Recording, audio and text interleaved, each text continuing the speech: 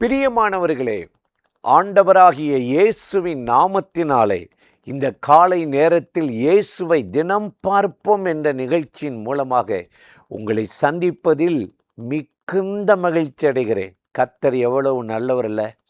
நம்மளை அருமையாய் கண்ணின் மணி போல காத்து வேண்டிக் கொள்வதற்கும் நினைப்பதற்கும் கீழல்ல, மேலாகவே ஆசீர்வதித்து நடத்துகிறார்.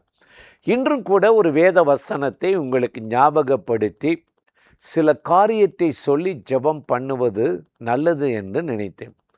அப்போஸ்தலனாகிய பவுலை வாழ்க்கையில் ஆண்டவரை அனுபவித்த ஒரு மனுஷன் தன்னுடைய அனுபவத்தை அவர் சொல்லுகிறார். 2 கொரிந்தியர் 12:7 அவர் சொல்லுகிறார், நான் என்னை உயர்த்தாதபடி என் மாம்சத்திலே ஒரு முள் கொடுக்கப்பட்டிருந்தது, அது சாத்தான் குட்டும் வேதனை தூதனை போல் இருந்தது என்று சொல்லுகிறார். நான் என்னை உயர்த்தாதபடி என் சரீரத்தில் ஒரு வலி, ஒரு வேதனை, ஒரு போராட்டம் இருந்து கொண்டே இருந்துச்சு. எவ்வளவு அருமையாக சொல்கிறார்ல. இன்றைக்கி நமக்கு ஒரு சின்ன பிரச்சனை, வலி, ஒரு வியாதினா வெளியே தெரியக்கூடாது, ரொம்ப சீக்கிரட்டாக இருக்கணும், அப்படி தான் மறைப்போம். பவுல் ஒரு நாளும் தன் தவறுகளை, குற்றத்தை, தனக்கு வந்த பாடுகளை மறைக்கலை. அவர்கள் எல்லாரிலும் நான் அதிகமாய் பாடுபட்டேன் அப்படின்னு எழுதுகிறார். வேதனைப்பட்டேன் பட்டியலிடுகிறார். இயேசுவுக்காக அவமானப்பட்டதையும் வேதனைப்பட்டதையும் மறைக்கலை. அவர் சொல்கிறாரு, எனக்கு ஒரு முள் கொடுக்கப்பட்டு இருந்தது, என் மாம்சத்தில் அவ்வளவு வேதனை. மயக்கமானவரோ அல்லது வலி வந்து துடித்தாரோ, அந்த காலத்தில் மருத்துவம் இல்லை, விஞ்ஞானம் இல்லை, அந்த வலியை அவங்களே சகிச்சுக்கணும். நான் என்னை உயர்த்தாதபடி சாத்தான் கூட்டும் தூதனை போல் இருந்தது என்று சொல்லுகிறார். இன்றைக்கி நமக்கு பாடுகள், போராட்டம், பிரச்சனை, தடைகள் ஏன் வருது தெரியுமா? நம்மளை சார்ந்து, நம்ம மேலே நம்பிக்கை வச்சு, பணத்தை நம்பி, மனிதர்கள் நம்பாதபடி கர்த்தரையே சார்ந்து வாழ்வதற்குத்தான் இந்த பாடுகள், உபத்திரம் நமக்கு அனுமதிக்கப்படுது. இப்போ பிரச்சனை, பாடு வந்துன்னு வைங்க, நம்மளை தாழ்த்தி அவன் என்னத்தையோ பண்ணிட்டு போகிறான், அவங்கள குறை சொல்ல மாட்டோம், குற்றம் கண்டுபிடிக்க மாட்டோம். ஒரு நாள் தேவாலயத்துக்கு 2 பேர் ஜெபிக்க போயிருந்தாங்க. நம்ம எல்லாருக்கும் தெரியும். லூக்கா 18ஆம் அதிகாரத்தில் 11-12 வசனத்தில் பார்க்குறோம். ஒருவனுடைய பேர் பரிசேயன், மற்றவனுடைய பெயர் ஆயக்காரன். இந்த பரிசேயன் தன்னையே உயர்த்தி ஜெபம் பண்ணுறான்.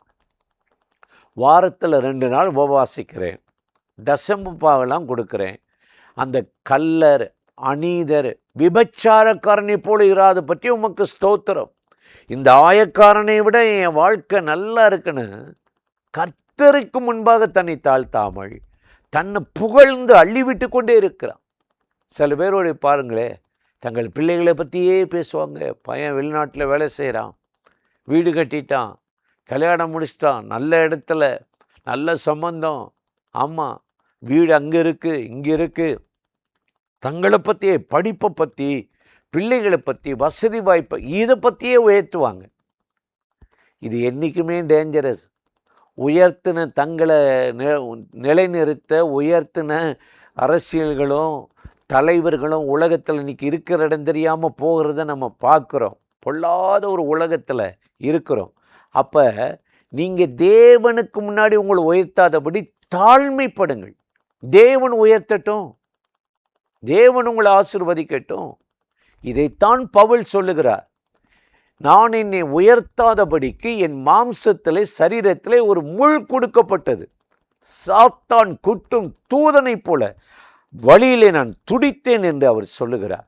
அதனால தான் கர்த்தருக்கு முன்பாக உங்களை தாழ்த்துங்கள், அவர் உங்களை உயர்த்துவார் என்று பேதுரு ரொம்ப அருமையாய் சொல்லுகிறார். எனக்கு அருமையான சகோதர சகோதரிகளே, ஆகவே இன்றைக்கு ஆண்டவருக்கு முன்பாக உங்களை உயர்த்தாதீங்க, அவரை உயர்த்துங்க. எனக்காக மரித்து அடக்கம் பண்ணப்பட்டவர், எனக்காக 3ஆம் நாள் உயிரோடு எழுந்தவர், என்னை ஆபத்து, நாச, மோசங்களில் இன்றைக்கு வரை உயிரோடு காத்து இந்த பூமியில் நல்ல ஒரு நிலையில் வைத்திருக்கிற அவர் உயர்த்துங்க. துரோகிகளோ தங்களை உயர்த்தாதிருப்பார்களாக என்று சங்கீதம் 66:7 சங்கீதக்காரன் சொல். நீங்கள் ஏன் உங்களை உயர்த்தணும்? கர்த்தரை உயர்த்த நம்ம அழைக்கப்பட்டிருக்கோம். பைபிளில் அப்போஸ்தலர் நடவடிக்கைகளில் 12 ஏரோதுன்னு ஒரு ராஜா இருந்தான். அவன் ஜனங்களை பயமுறுத்தி மிரட்டி அப்படி இப்படி இல்லைன்னா வரி போடுவேன், உங்களை ஒன்றும் இல்லாமல் ஆக்கிடுவேன், துன்பப்படுத்துவேன். இன்னைக்கு கூட நம்மளை செய்கிறாங்கல்ல, அப்படி பண்ணிடுவோம் இப்படி பண்ணிடுவோம். அப்போ ஜனங்கள் பயந்து சொன்னாங்களாம், இது மனுஷ சத்தம் அல்ல, தேவ சத்தம். அப்போஸ்தலர் 12 22-23 சொல்லுது, அவன் தேவனை மகிமைப்படுத்தாததுனால, தன்னை உயர்த்ததுனால தேவதூதனை அடித்தான், புழுத்து இறந்து போனான. இன்னைக்கு தேவனுக்கு விரோதமாக தலை தூக்குற எந்த மனுஷனும் ராஜ்யம் நிற்காதபடி கர்த்தர் இன்றைக்கு எழுந்தருளுவார். உயர்த்தாதபடிக்கு, நம்ம அவங்கள போட்டு நடக்காதபடிக்கு உங்களை தாழ்த்துங்கள். வீம்பு பேசாதருங்கள், அகந்தை பேசாதருங்கள், உங்கள் கொம்புகளை உயர்த்தாதருங்கள். உங்கள் வருமானம், தொழில், அந்த கம்பெனியில் வேலை. சங்கீதம் 75:4-5 வீண் பேச்சை பேசாதிருங்கள், உங்கள் கொம்பை உயர்த்தாதிருங்கள் என்று. அதனால தான் வேதம் நமக்கு அருமையாய் சொல்லுகிறது. இன்றைக்கு இந்த காலை நேரத்தில் இந்த வார்த்தைகளை கேட்கிற நீங்கள், ஆண்டவரே இந்த நாளில் நான் என்னை உயர்த்தாதபடி உம்மை மாத்திரம் உயர்த்தவும் உம்மை மகிமைப்படுத்தவும் எங்களுக்கு அனுக்கிரகம் செய்யும் என்று உங்களை தாழ்த்தினார். கர்த்தர் உங்களை உயர்த்துவார். அந்த தேவாதி தேவனை நோக்கி இன்றைக்கு நடத்தும்படி ஜெபிப்போமா? அன்பும் இரக்கமும் கிருபை நிறைந்த நல்ல ஆண்டவரே, இந்த ஆசீர்வதிக்கப்பட்ட நாளுக்காக, நேரத்துக்காக, கிருபை இரக்கங்களுக்காக உமக்கு நன்றி.